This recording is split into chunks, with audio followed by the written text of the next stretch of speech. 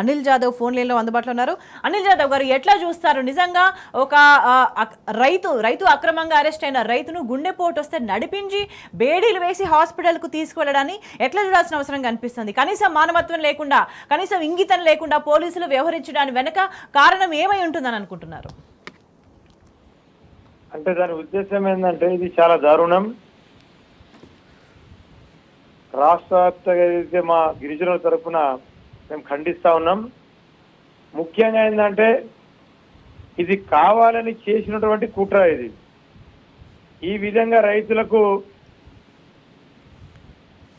బేడీలు పెట్టుకొని తీసుకోకపోతే మిగతా రైతులు కూడా భయపడాలని చెప్పేసి ఈ ప్రభుత్వ యొక్క వాదన. ఇది ఖచ్చితంగా ఈ యొక్క ప్రభుత్వం భయపెట్టి గిరిజనులకు భూములు లాక్కోవడానికే దీన్ని చూస్తే కానీ అందరు భయభ్రాంతులకు గురి చేయాలని చెప్పేసి ఈ ప్రభుత్వం ప్రయత్నిస్తూ ఉన్నది. ఎందుకంటే ఏం చేసిండండి ఆ రైతు, అవును నా భూమి గుంజుకోవద్దంటేనే తప్ప అలాంటి భూమి ఆ రైతుని ఈరోజు 21 రోజులు ఏమైనా మర్డర్ చేసిండా? ఏం చేసిండ ఆ రైతు? ఆ భూమి లాక్కోవద్దని వేడుకోవడం తప్ప అండి కలెక్టర్ దగ్గర? అలాంటి రైతులు ఇంత పెద్ద శిక్ష విధించి ఇవాళ గుండెపోటు వచ్చినటువంటి రైతును నిన్న ఒకసారి టెస్ట్ చేసి కదా ఈ రోజు కూడా హాస్పిటల్ తీసుకుపోయేటప్పుడు వేడిలు వేసుకొని కూడా దారుణంగా.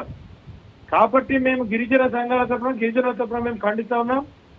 ఇలాంటి వేడిలు వేసినటువంటి గత కాంగ్రెస్ వాళ్ళు కూడా ఏ విధంగా అయితే గతంలో కూడా వాళ్ళు వేడిలు వేసిండ్రు, ఇప్పుడు వీళ్ళు వేడిలు వేసినప్పుడు ఎప్పుడైనా కానీ వాళ్ళ గడిల పాలన కూలగొట్టు పోవడానికి వాళ్ళు చేసుకుంటున్నటువంటి తపన. కాబట్టి ఖచ్చితంగా మేము పూర్తిగా దీన్ని కూడా మేము ప్రజలలో ఆందోళన తీసుకెళ్తాం.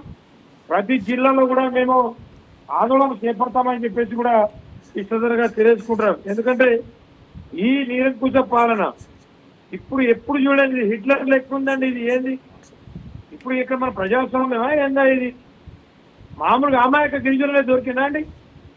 వేరే వాళ్ళని పెరిగేయండి, వాళ్ళు ఊరుకోరు కదా. గిరిజనులు అంటే అమాయకులు ఏమన్నారు మీకు?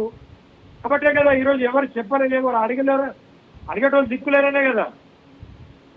కాబట్టి కాంగ్రెస్ ఎమ్మెల్యేలను కూడా మేము అడుగుతా ఉన్నాం, గిరిజనులు ఉన్నటువంటి ఇప్పుడు ఉన్న ఎమ్మెల్యేలను కూడా అడుగుతూ ఉన్నాం. మీ ప్రభుత్వంలో ఈ విధంగానే మన గిరిజనులకు ఈ విధంగా బేడీలు తీసుకోమంటే మీరు ఏ విధంగా మీరు నోరు మూసుకొని ఉంటారని చెప్పేసి మేము అడుగుతా ఉన్నాం. ఇంత దారుణం ఉంటుందానండి ఇది? కాబట్టి ఖచ్చితంగా మేము ఇక్కడే కాదు, మేము ఢిల్లీ లెవెల్లో కూడా దీన్ని తీసుకెళ్తాం.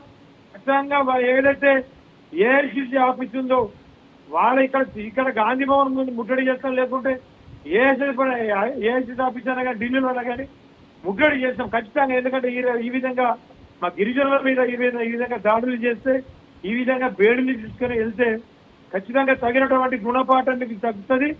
ఇక మీకు దొరకగా వచ్చినటువంటి అవకాశాన్ని ప్రజలకు మేలు చేయండి, కానీ ఈ విధంగా ఎక్కడ లేదండి. అనిల్ జాదవ్ గారు, అంటే ఈ దారుణం మొదలైనప్పటి నుంచి కూడా మీరు దగ్గరగా ఉండి చూస్తూ వస్తున్నారు. డే 1 నుంచి కూడా ఇప్పటి వరకు కూడా ఎక్కడ కూడా దుర్మార్గంగా వ్యవహరించడంలో ప్రభుత్వం ఏ మాత్రం వెనక్కు తగ్గట్లేదు.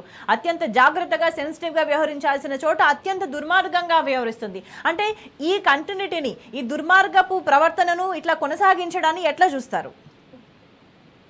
ఒక పక్క లగచర్ల భూములు ఫార్మాసిటీ మేము రద్దు చేస్తున్నాం అని చెప్పేసి ఒక పక్క చెప్తూనే దొంగ నాటకాలు లోపల అధికారులను పంపించి ఈ విధంగా భూములు లాక్కోవడానికి ఇంకా ప్రయత్నం, అందరినీ జైల్లో పెట్టేసి భూములు గుంజుకోవాలనే ప్రయత్నం చేస్తుంది ఈ ప్రభుత్వం. మరి ఎంతమందిని జైల్లో పెడతారండి మీరు? రాష్ట్రం మొత్తం గిరిజనులు లేస్తే మేము 50 లక్షల మంది గిరిజనులు ఉన్నాం రాష్ట్రంలో. రాబోయే రోజుల్లో మా తడగాయంతో కూడా మీకు చూపిస్తాం కాంగ్రెస్ వాళ్ళకు. ఈ విధంగా అంటే మా గిరిజనులకు మీకు ఈ విధంగా భయపెట్టేది. ఎంతమందిని లాక్కోలు పెడతారు, ఎంతమంది మీకు జైల్లో పెడతారు, ఎంతమందిని బేడీలు పెడతారో కూడా మేము చూస్తాం. తప్పకుండా మీకు రాబోయే రోజుల్లో మీకు బుద్ధి చెప్పే రోజులు దగ్గర పడని చెప్పేసి ఈ సందర్భంగా తెలియజేసుకుంటున్నాం. Right, thank you Anil Jadhav గారు.